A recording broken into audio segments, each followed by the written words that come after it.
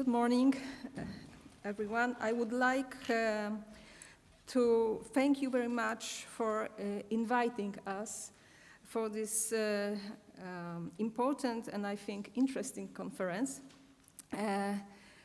As Rita said, the title of our paper is Artists Under the Care of Patrons in the Lodz and Warsaw Ghetto.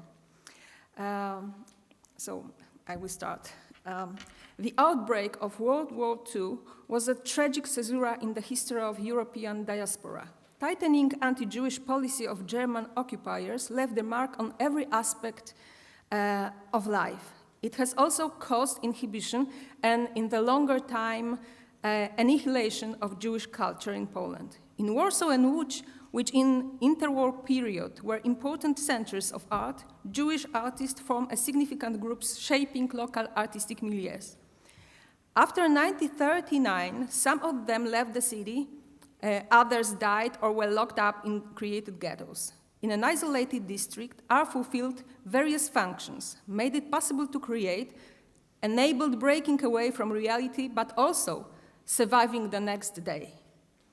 Adam Czerniakow, standing at the head of the Warsaw Ghetto, just like Chaim Rumkowski in Łódź, tried to protect the artists by creating conditions for work, rewarding them for performance or of commissioned tasks. Our paper is an attempt to present the situation of artists, of Jewish artists in ghettos. Two examples, the fate of Maksymilian Eliowicz in Warsaw and Itzhok Brauner in Łódź. Thanks to preserved documents, diaries, memories, witness accounts, we can not only reconstruct their lives, their fate, but also indicate similarities and differences in functioning artistic patronage of the closed district. And now let me introduce Teresa. Hello, everybody. I am also thankful for the invitation for this conference and to this project. Also, I am happy to be again in this beautiful city and this beautiful theatrical hall of the Jewish community in Riga. Let's start with Warsaw. Founded in April 1940, the Warsaw Ghetto was the largest forcibly created dwelling place for the Jewish population in Poland. From spring 1940, the area in the center of Warsaw, designated by Germans to Jews, was gradually surrounded with a high wall. The ghetto was cut from the rest of the city and finally closed on 16 November 1940. Over 360,000 people were crowded in 307 hectares, 1/3 of the city inhabitants and 2.5% of the area. As a result of resettlements from other cities, a number of prisoners in the ghetto increased to over 450,000 and then gradually decreased as around 96,000 died of hunger and disease. In the summer 1942, the Germans deported and murdered nearly 300,000 people in the gas chambers of Treblinka. The Jewish population in the ghetto, depending on the period, was controlled either by the administration of the general governor or directly by the security administration. Jewish council, called Judenrat, was responsible for implementation of German orders and first of all for providing labor, collecting and transferring contributions, organizing collections of, for example, fare or furniture. Over time, the Judenrat was asked to help in deportations of the Jewish population to the death camps. In addition, Jewish Council deal with administrative matters, housing and health issues, population records, and social assistance. The Judenrat was subordinated to the so-called order service, called the Jewish police. On 4 October 1939, Adam Czerniakow was appointed president of Warsaw Judenrat. Before the war, engineer Adam Czerniakow was an ardent supporter of Jewish assimilation in Poland, but his social and political work was largely connected with the Jewish institution. In 1927 and 1934, he was a member of the Warsaw City Council. Right after the outbreak of the World War II, he remained in Warsaw and together with his son volunteered to the Civil Guard. On 23rd September 1939, President Stefan Starzyński, president of Warsaw, appointed him as the chairman of the Jewish religious community. In his diary, under this date, he wrote, I was nominated by President Starzyński to become the president of the Jewish religious community in Warsaw. Historical role in the besieged city, I will try to cope with it. In autumn 1939, the occupation authorities designated Czerniakow as the chairman of the Jewish Council, the so-called Judenrat, but he talked about himself as the chairman of the community. The Germans wanted him to be an obedient executioner of their orders. However, the diary found after the war explain a real role of Czerniakow and, above all, indicate his persevering work for the Jewish people. The meticulous record of events from 6 September 1939 to 23rd July 1942 is filled with facts, figures, and dates. It reveals a number of problems which Czerniakow had to face, shows his dilemma. Despite unprecedented succinctness and shortness of the records, numerous ambiguities, understatement, and allusions bearing the hallmarks of conspiracy, notes understandable only to their author, to whole diary. The diary reveals a cruel, dramatic life in the Warsaw Ghetto. While performing the role entrusted to him by the occupant, Czerniakow tried to protect his fellow men against poverty, hunger, and disease. He looked after the poorest, fought for equal distribution of wealth, devoted great care to the education, protected cultural life. Until the very end, he did not believe that Germans would decide to carry out total extermination of Jews.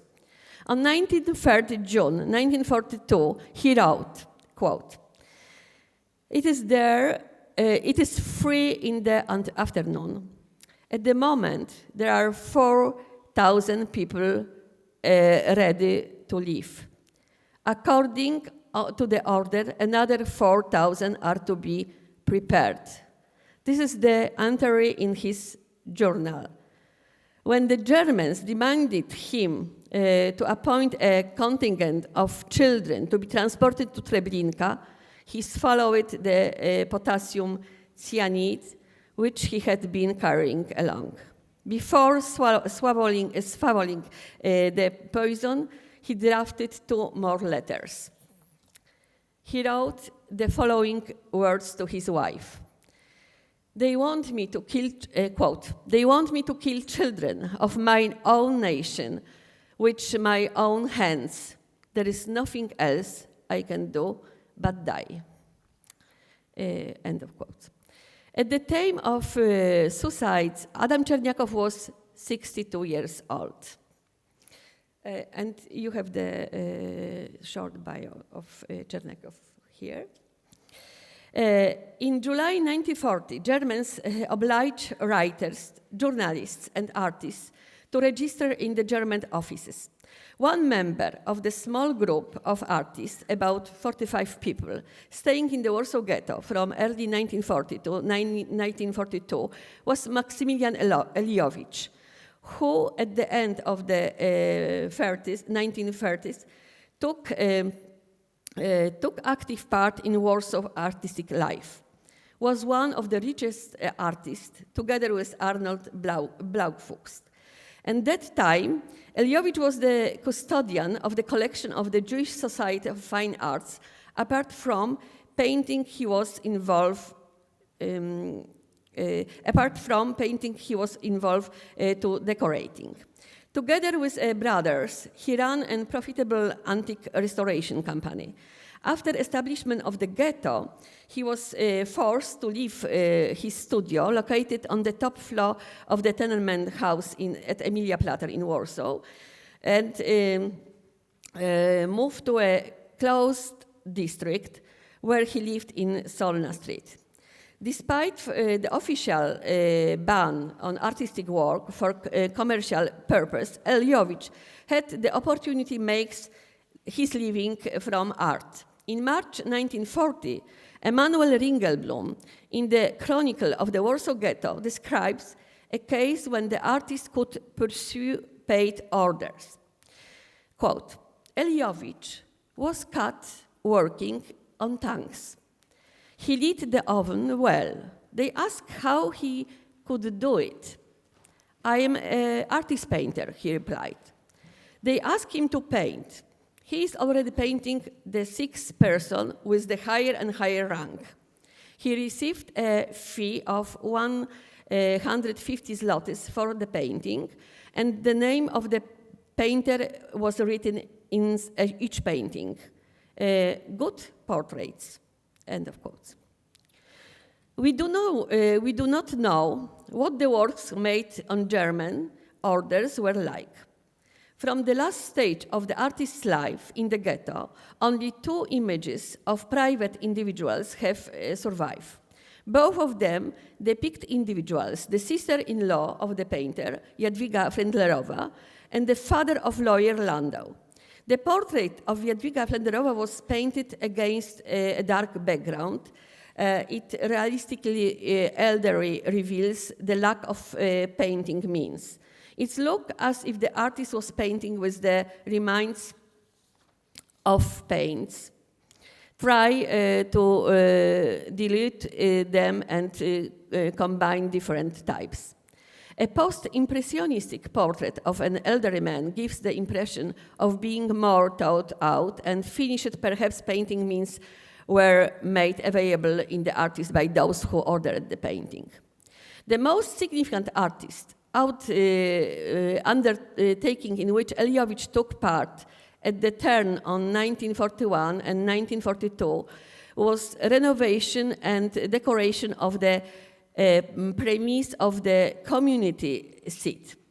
This order for a large sum came into effect thanks to the resourcefulness of President Czerniakow. It was also participated by other artists such as Szymcha Trachter, Samuel Puterman, Felix Friedman, who painted frescoes. Abraham Ostrzega, who prepared sculptural decor, and Maksym Eliowicz, together with Józef Śliwniak and Henryk Rabinowicz, making stained glass windows. Eliowicz and Puterman were also employed to work on the exhibition at Królewska Street in Warsaw regarding the output of the ghetto and organized by Transverstele. No one of the works created of that time survived the war.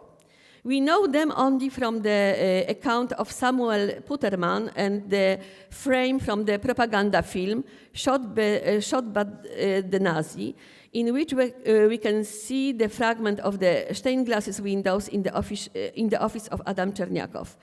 In Puterman's account, we read, quote, "The president of the community decided to help the artists. Since the representative room where the council meetings were held, often with participants of the German authorities, was in a deplorable condition.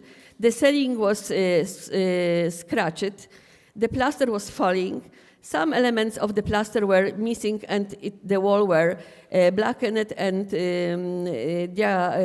dilapidated.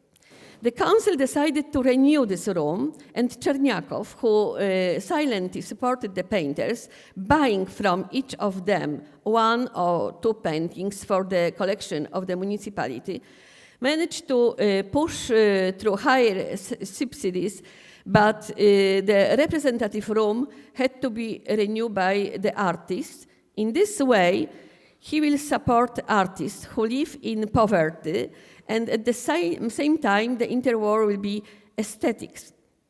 Czerniakow's motion was finally accepted, and the council adopted quite a high budget.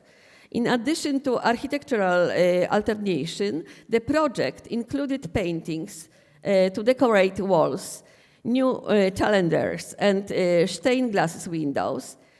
Tens of thousands złotych spent by the community for this purpose gave wide scope to the debates among the all ghetto inhabitants. People concluded that since so much money was spent on it, the ghetto was safe. A group of artists benefit from it and eagerly started working on the projects. On the largest wall, there was to be composition of Job, painted by Trachter, Puterman and Friederman. Stained glass windows were made by Śliwniak, Eliowicz and Rabinowicz. Ostrzega started a few sculptures. Remaining artists were going to perform of dozens of other composition on religious subject. Later is end of the quote. Later on, Puterman described a central painting depicting Job and the process of joint creation of work that has a particularly positive effect on the psyche of artists. The program of decorating the Parade Community Hall was main motive was the figure of Job, surrounded by a faithful companion of misery. The fate of Jews compared to the fate of Job was to be a symbol of hope for salvation by a human and supernatural power. The paintings were created to lift hearts and were expected to bring to mind the faithful call of the hero Job. Quote, I know that you can do all things, no purpose of yours can be thwarted. In his account, Puterman does not mention stained glass window that refer to the scene from Job's lives. It is known that according to Czerniaków, they were very beautiful. Maximilian Eliowicz died after being deported to Treblinka during the first large liquidation campaign begun by the Germans in July 1942. His first and last name is on the list of people from the autumn-winter period 1942 entitled Who Did We Lose? In the letter from the ghetto of Emanuel Ringelblum. Now we switch to the Łódź ghetto.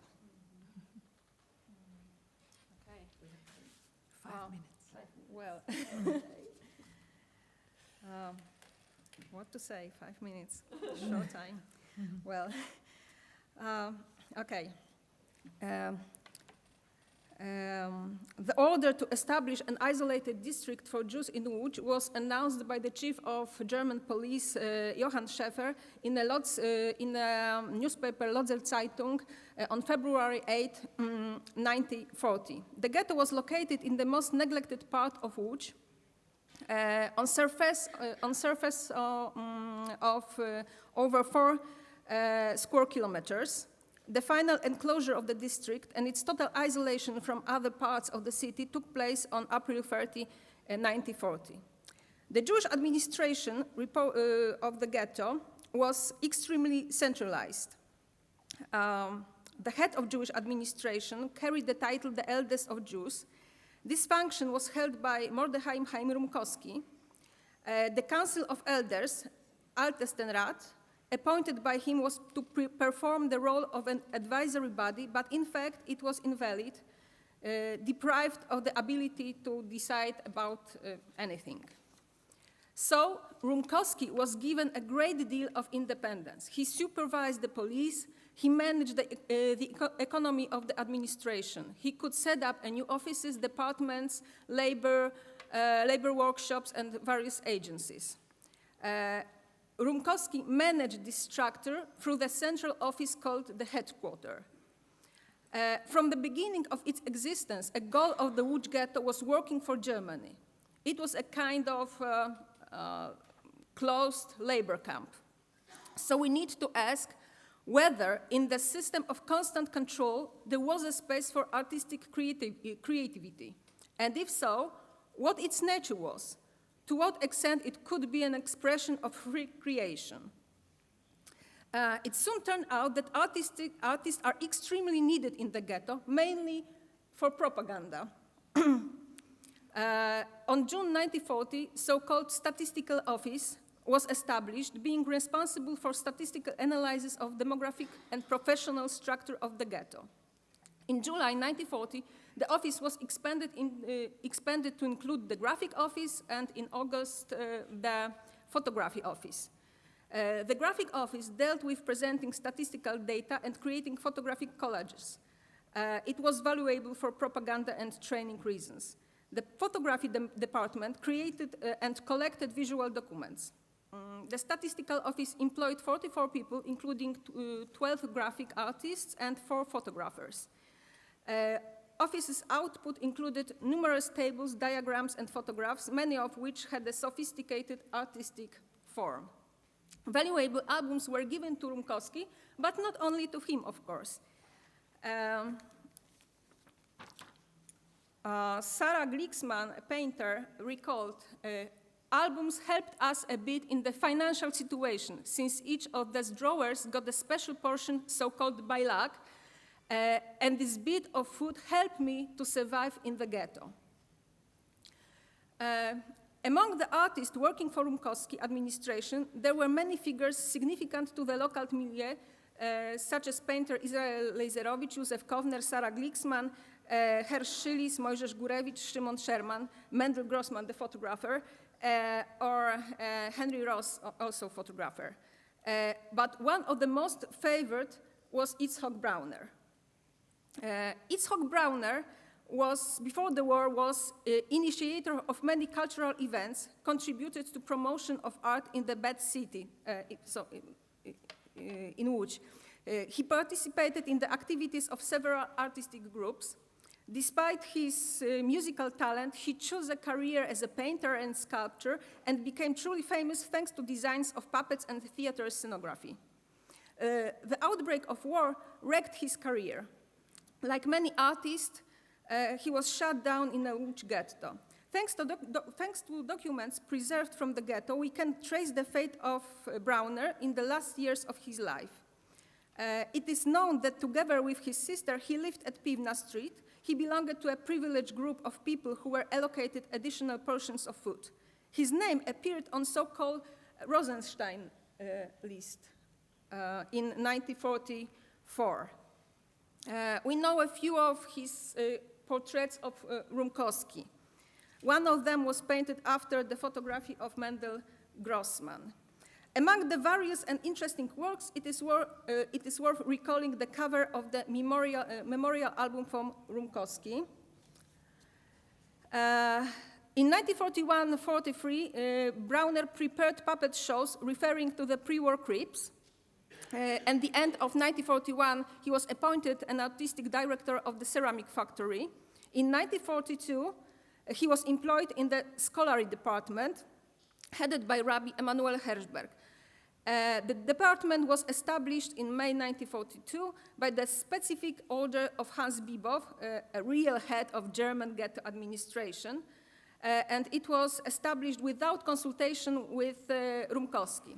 It was shut down toward the end of June 1943, although works to complete some projects may have continued for a few more months. The department chief activity was to prepare a future traveling exhibition about Jewish life and customs in Eastern Europe. Brauner's creative activity in the ghetto included ceramics, sheets, embossed sheets drawing, watercolors, and puppets. His topics referred to the everyday life. The most common motifs included a bridge in the ghetto, export on feasts, funerals, and weddings. The circumstances of Brauner's death are unknown. Probably he was killed in 1944, deported to Auschwitz. And now, if we have time, a short conclusion. The short conclusion you have on the screen. But anyway, in the realities of an isolated district, art played diverse roles. The artist carried out propaganda task, but also documented the surrounding reality, acting officially and in secret. In Warsaw and Łódź, the sponsorship of the ghetto's administrative authorities provided selected artists with orders, which was associated with additional earning or food rations. In the Łódź ghetto, where authority institutions were much more centralized and the internal organization of the ghetto largely limited the possibility of acting outside the system. The artists were harnessed in a propaganda apparatus, serving on one man and his politics. In spite of this, some works that have survived evidence existence of the second circulation art, documenting the difficult reality. Finally, it should be noted that when describing artistic works in both ghettos, we use archival materials of a different nature, which may affect interpretation of the researched issue. In case of Warsaw, we deal primarily with private accounts and diaries, in which we rely on official documentation, which does not take into account what happened outside of official supervision.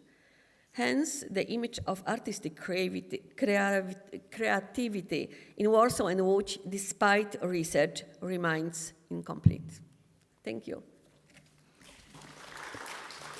Thank you very much for this enriching insight into the life of artists in Lodz and Warsaw Ghettos. We have a few minutes for questions, and since I have the microphone, I will do the first one, if I may. You cited Chernyakov's diary as, I believe, a very rich resource for research. Yes. And that he mostly documented facts, but did he also write some reflections on his decisions regarding the renewal of representative room and his motivations for commissioning those works? What were his thoughts on that particular project? How he saw it? He was before the war. He was very engaged politically. To the city council, and he was assimilated to Polish society in some way also, and he had the mission. He felt that when outbreak the Second World War starts, he should be on his post, and he should be engaged to the situation.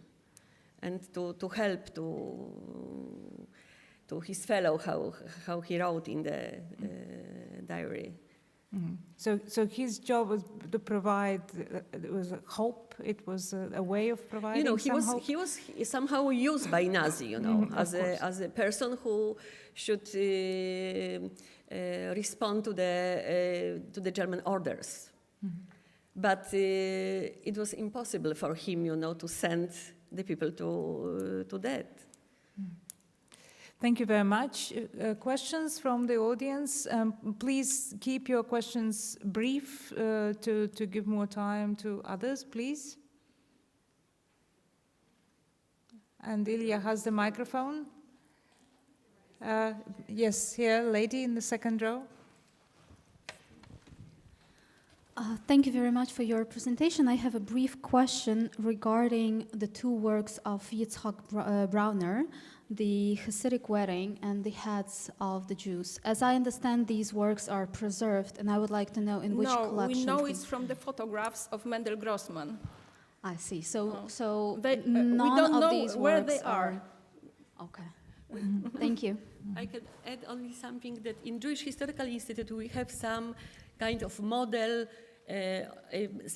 looks similarly, but it's without figures, but only the building and some horses, and it's called, that is the model of resettlement to the ghetto, and yeah, it's quite huge model. It's 1 meter. Probably it was damaged after the war, because we know it preserved the war. There is a film about it, but we don't know where it is. It was done from fragile materials, you know, cartoon and Another question here in the first row, please. Could you kindly wait for the microphone so that the translators can catch it? Thank you. It's always interesting to hear about the multiple agendas and the kind of conflicts that people carry. I just wonder if there's any research about technology revealing locations of artwork, whether that's been developed in any way. Something to think about. Mm-hmm.